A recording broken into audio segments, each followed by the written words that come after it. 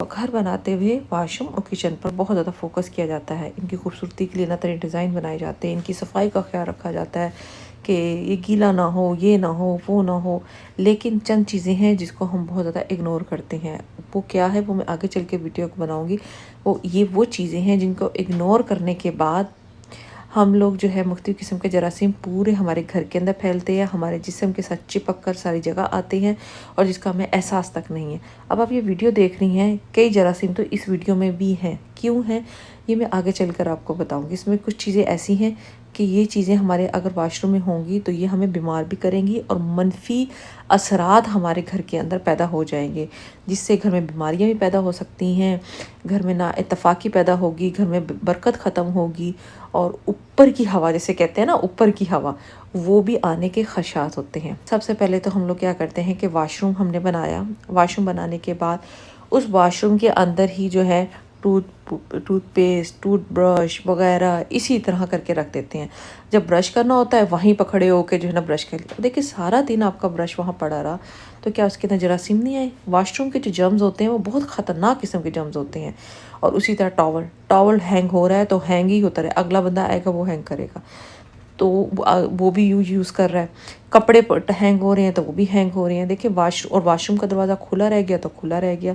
ऐसा नहीं करना, ना वाशरूम का दरवाज़ा खुला रखना है, ना कोई चीज़ के अंदर हैंग हो, ख़ास तौर पे ब्रशेज़ वगैरह ना हो। इन चीज़ों को रखें कहाँ? वाशरूम के बाहर एक छोटी सी अलमारी लें, उसके ऊपर वहाँ रखें, वाशरूम के अंदर ना रखें। अगर हम रखेंगे तो बहुत से जरासीम जो है इसके साथ चिपक कर हमारे जो है पूरे घर के अंदर फिरेंगे, जो हमारी शख्सियत में मनफी असरात डालेंगे और हमें जो है नेगेटिव थिंग की तरफ, नेगेटिव चीज़ों की तरफ को लेकर चले जाएंगे। उम्मीद है आप लोगों को ये चीज़ पसंद आई होगी। अब मैं दूसरी वीडियो की तरफ आती हूँ, बताती हूँ घर से मनफी असरात ख़त्म करने के लिए हमें धुनी कैसे देनी चाहिए। धुनी देने के लिए आप कोई जो है वो सुलगा लें, कोयला, उसके ऊपर 2 लौंग डालें।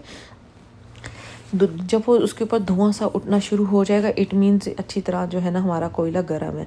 फिर उसके ऊपर आपने जो है, अगर आपके पास बे लीव्स हैं, बे लीव्स डाल दें, लेकिन खुशबू वाले हों, उसमें ना खुशबू बकाया हो। या फिर आप नीम के पत्ते, खुश्क नीम के पत्ते वो डाल दें थोड़े से, और उसको जो है ना उसकी जैसे धुआं उठने लगे उसके ऊपर आपने अजवाइन डाल देनी है।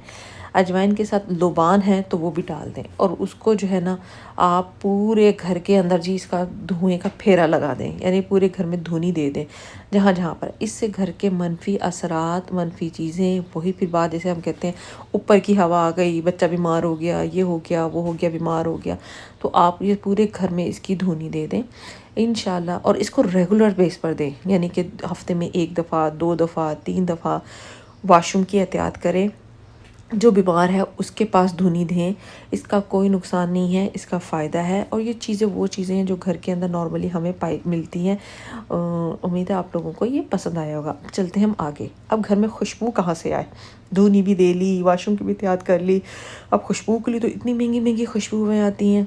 मैं अपने घर में क्या करती हूँ कि एक पोछा तो हम लगवा दिया सर्फ़ का, ठीक है। और जो दूसरा जो पोछा होता है ना, जैसे इसमें आप जिस तरह भी किस्म का पोछा यूज़ करते हैं उसमें जो है ना मैं कम्फ़र्ट डालती हूँ। कम्फ़र्ट थोड़ा सा डालना है, उसकी इतनी महकी महकी खुशबू होती है ना कि कई घंटों तक घर में खुशबू रहती है और ये एक बड़ी बोतल मेरी महीनों चल जाती है। बाकी की जो खुशबुएँ हम कहते हैं कि डिटोल के साथ खुशबू है, इसके साथ खुशबू, वो इतनी महंगी पड़ती है और इतनी खुशबू भी नहीं होती।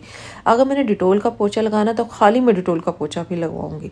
अगर मैंने खुशबू लगवानी है तो मैं खाली कम्फ़र्ट डालूँगी इसके अंदर और पूरे घर में एक पोछा इसका डालूँगी। लेकिन बहुत कम पानी के अंदर कम्फ़र्ट डालती हूँ ताकि जो है ना, और बिल्कुल ड्राई करके वो फ़र्श पर लगवा दिया। इससे घर के अंदर बहुत महकी महकी खुशबू आती है, बचत भी हो जाती है और अच्छा भी लगता है। उम्मीद है आप लोगों को मेरी ये वीडियो पसंद आई होगी। अब मुझे इजाज़त दीजिए। अल्लाह हाफ़िज़।